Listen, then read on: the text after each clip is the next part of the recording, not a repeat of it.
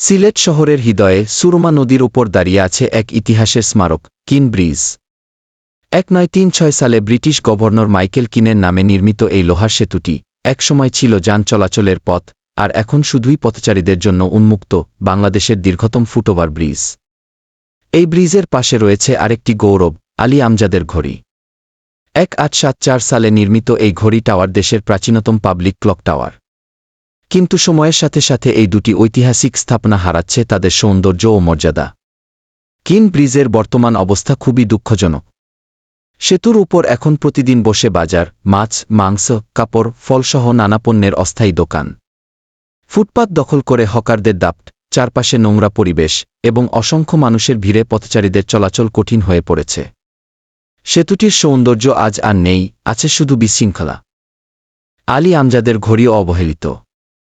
তার আশপাশে সারি সারি ট্রাক, রিকশা ও ভ্যানের পার্কিং, ঘড়ির চারপাশ যেন একটা যানজটের কেন্দ্র।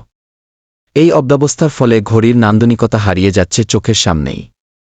সবচেয়ে বিস্ময়কর ব্যাপার হল, এই বিশৃঙ্খলার পাশেই রয়েছে দৃষ্টিনন্দন সার্কিট হাউস এবং কোতোয়ালি থানা।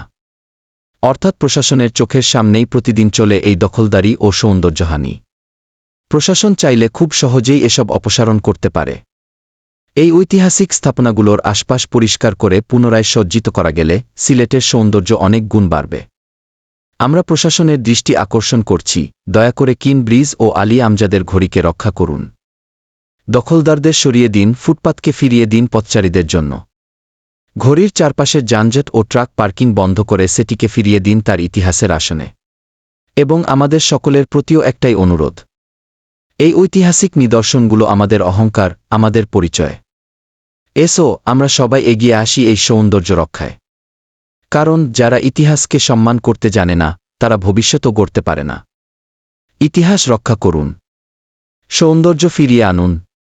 সিলেটকে বাঁচান, ভবিষ্যৎকে সাজান।